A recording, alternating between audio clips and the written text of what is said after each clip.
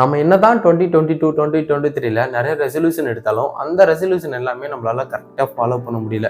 இதுக்கு முக்கியமான காரணமா இருக்கிறது இந்த டிஸ்ட்ராக்ஷன் தான். இந்த டிஸ்ட்ராக்ஷன் வரும்போது ஃபர்ஸ்ட் திங் இந்த மொபைல் ஃபோன்ஸ், ஸ்மார்ட் ஃபோன்ஸ். எப்ப இந்த ஸ்மார்ட் ஃபோன்ஸ் வந்ததோ, அப்போ நம்மளோட டிஸ்ட்ராக்ஷன் அதிகமாக ஆரம்பிச்சது. முக்கியமா இந்த சோசியல் மீடியாவால தான். ஏன்னா, இந்த சோசியல் மீடியாவுக்காக தான் நிறைய பேர் ஸ்மார்ட் ஃபோனும் வச்சிருப்பாங்க. ஆவரேஜா நம்ம ஒரு நாளைக்கு 4.5 ஹவர்ஸ் இந்த சோசியல் மீடியாவும், ஸ்மார்ட் ஃபோன்ஸும் யூஸ் பண்ணிட்டு இருக்கோம். ஸோ நம்மளோட கரியரை கரெக்டாக ஃபாலோ பண்ண முடியாமல் இருக்கிறதுக்கும் இந்த சோசியல் மீடியா ஒரு காரணமாக இருக்கு. இந்த சோசியல் மீடியாவோட வேலை என்ன அப்படின்னா, நம்மள முடிஞ்ச வரைக்கும் அவங்க கிட்டே இருக்க வைக்கணும் அப்படின்றது தான் அவங்களோட வேலை. நம்ம ஒரு சோசியல் மீடியாக்குள்ள போனோம் அப்படின்னா கிட்டத்தட்ட 2 ஹவர்ஸ் 3 ஹவர்ஸ் அதிலே ஸ்பெண்ட் பண்ணிடுவோம். இந்த ஸ்க்ரோலிங் மூலியமா நம்மளால எதையுமே கான்சன்ட்ரேஷன் கரெக்டாக பண்ண முடியாது. அதனால முடிஞ்ச வரைக்கும் அந்த சோசியல் மீடியா விட்டு நம்ம வெளியே வர்றதுக்கு முயற்சி செய்யணும். இப்போ எப்படின்னு கேட்டிங்கன்னா, உங்களை அந்த சோசியல் மீடியாவிலே இருக்க வைக்கிறதுக்கு அந்த கார்பரேட் கம்பெனிஸ்லாம் என்ன செய்ய முடியுமோ அது எல்லாமே பண்ணிட்டு தான் இருக்காங்க. இது கிட்டத்தட்ட ஒரு சைக்காலஜிக்கல் ட்ரிக்னு வச்சுங்களேன். நீங்க அந்த சோசியல் மீடியா விட்டு வெளியே போறீங்க அப்படின்னு தெரிஞ்சதுன்னா உங்களுக்கு ஏற்ற மாதிரி அந்த சோசியல் மீடியாவோட இன்டர்ஃபேஸை மாற்றுவாங்க. உங்களுக்கு ஏற்ற மாதிரி அந்த கண்டென்ட்லாம் டிஸ்பிளே பண்ணுவாங்க. ஸோ உங்களை அந்த சோசியல் மீடியாவில் இருக்க வைக்கணும் அப்படின்றதான் அவங்களோட குறிக்கோள். ஓகேவா? உங்களுக்கு வேறு என்டர்டைன்மெண்ட் மட்டும்தான். உங்களுக்கு என்டர்டைன்மெண்ட்டாக இருக்கிறது அந்த கார்பரேட் கம்பெனிஸுக்கு ட்ரில்லியன் கணக்கான டாலர் ப்ராஃபிட்டாக எடுத்து வந்துட்டு இருக்கு. ஸோ நீங்கள் என்டர்டைன்மெண்ட் தானே அப்படின்னு பார்த்தீங்க அப்படின்னா அவங்க ட்ரில்லியன் கணக்கில் சம்பாதிச்சிட்டு இருக்காங்க. ஓகேவா? ஸோ இந்த 2023 ரெசல்யூஷன் நம்ம முடிக்க முடியலனாலும் வரப்போகிற 2024ல் நம்மளால கண்டிப்பாக ஏதோ ஒரு ரெசல்யூஷன் எடுத்து அந்த ரெசல்யூஷனை ஃபில் பண்ண ட்ரை பண்ணுவோம். அதுக்கப்புறம் தான் இந்த ஸ்மார்ட் ஃபோனுக்கு அப்புறம் தான் நிறைய ஃபேக்டர்ஸ்லாம் வரும். லேசினஸ், ப்ரொகாஸ்டினேஷன், இல்லைனா லேக் ஆஃப் கண்ட்ரோல், இந்த மாதிரி நிறைய ஃபேக்டர் இந்த சோசியல் மீடியாவுக்கு அப்புறம் தான் வரும். இப்போ முதல்ல இருக்கிறது என்னன்னு கேட்டிங்கன்னா, இந்த டிஸ்ட்ராக்ஷனான சோசியல் மீடியா மட்டும்தான். நம்ம சோசியல் மீடியாவை எந்த அளவுக்கு அவாய்ட் பண்ணுறோமோ அந்த அளவுக்கு நம்மளால பெட்டராக க்ரோ ஆக முடியும்.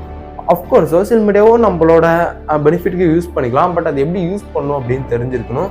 ஸோ அப்கமிங் வீடியோவில் அதையும் பார்க்கலாம். ஓகேவா? உங்களுக்கு வேணா சொல்லுங்கள். சரியா? அதனால் உடனே இந்த சோசியல் மீடியாவை டெலீட் பண்ணுங்க அப்படின்னு சொல்ல வரல. அதுக்கு ரிமைண்டர் செட் பண்ணுங்கள். சோசியல் மீடியாவிலே அதுக்கும் ஆப்ஷன் கொண்டு வந்துட்டாங்க.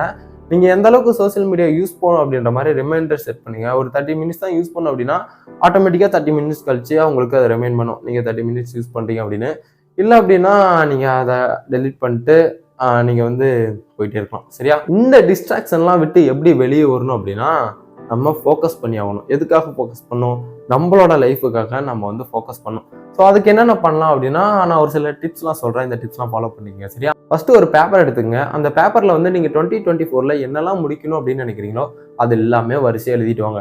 எழுதுனதுக்கப்புறம் நீங்கள் என்ன பண்ணணும் அப்படின்னா, அவுட் ஆஃப் 10க்கு அதுக்கு எவ்வளோ ரேட்டிங் கொடுக்குறீங்க, அதுக்கு எவ்வளோ இம்பார்ட்டன்ஸ் கொடுக்குறீங்க அப்படின்றத நீங்கள் நம்பர் ஃபில் பண்ணிட்டு வாங்க. இப்போ ஃபஸ்ட்டு பாடி ஃபேட்டை குறைக்கணும் அப்படின்னா ஸோ அதுக்கு ஒரு 6 கொடுங்க. தென் ஒரு 50 லேக் ஏர்ன் பண்ணணும் அப்படின்னா, ஆக்சுவலாக 50 இல்லை 15 லேக். ஓகேவா? 15 லேக் ஏர்ன் பண்ணணும் அப்படின்னா 50 கூட ஏர்ன் பண்ண முடியும்.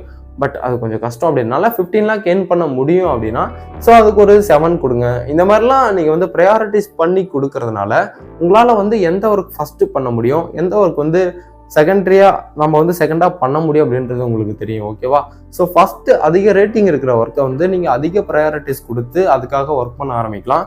தென் கம்மி ரேட்டிங் இருக்கிற ஒர்க் அந்த அளவுக்கு இம்பார்ட்டன்ஸ் இல்லாததுனால நம்ம அதுக்கு பொறுமையாக கூட ஒர்க் பண்ண ஆரம்பிக்கலாம். ஸோ அது டெய்லி ஆக்டிவிட்டிஸ் மாதிரி மாறிடுறதுனால கண்டிப்பாக அந்த லோ ப்ரையாரிட்டிஸ் இருக்கிறதுலாம் அவ்வளோ கஷ்டமாக இருக்காது.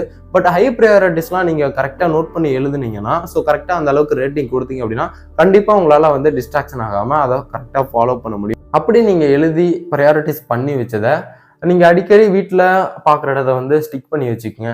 நீங்கள் அது அடிக்கடி கண்ணாடி பார்ப்பீங்க அப்படின்னா அந்த இடத்த ஸ்டிக் பண்ணி வச்சுக்கோங்க. இல்லை உங்களுக்குன்னு தனியாக ஏதோ ஒர்க் பிளேஸ் இருந்தால் அந்த இடத்த ஸ்டிக் பண்ணி வச்சுங்க. இது உங்களுக்கு ரிமைண்ட் பண்ணிக்கிட்டே இருக்கும். இந்த 2024க்குள்ள நம்ம என்ன முடிக்கணும் அப்படின்றத இது ரொம்பவே உங்களுக்கு யூஸ்ஃபுல்லாக இருக்கும். சரியா? நியூ இயர் ரெசல்யூஷன் அப்படின்னா நம்ம ஏற்கனவே ஃபாலோ பண்ணிட்டு இருக்க ஒர்க்கை நிறுத்தி புதுசாக ஒரு ரெசல்யூஷனை எடுக்கிறது கிடையாது.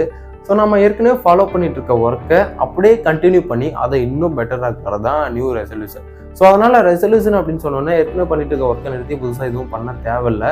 உங்களுக்கு புதுசாக எதுவும் ஆட் பண்ணணும் அப்படின்னா நீங்கள் ஆட் பண்ணிக்கலாம். பட் ஆல்ரெடி எக்ஸிஸ்டிங்காக நீங்கள் நல்லா போயிட்டுருக்கு அப்படின்னா அதையும் நீங்கள் இந்த 2024ல் கொண்டு போகலாம். உங்கள் லிஸ்ட்டில் அதை ப்ரையாரிட்டைஸ் பண்ணி வச்சுக்கலாம். எக்ஸாம்பிளுக்கு சம் ரெசல்யூஷன்ஸ்லாம் பார்த்தோம்னா, so sleep is most important. இது உங்களோட ப்ரையாரிட்டிஸ் அந்த லிஸ்ட்டில் ஆட் பண்ணிக்கங்க. ஏன்னா தூக்கம் அப்படின்றது ரொம்ப முக்கியம். நீங்கள் ஒரு வேளை ஃபேட்டாக இருந்தீங்கன்னா அந்த ஃபேட்டை இந்த இயரில் குறைச்சாகணும் அப்படின்றத உங்கள் லிஸ்ட்டில் ஆட் பண்ணிக்கலாம்.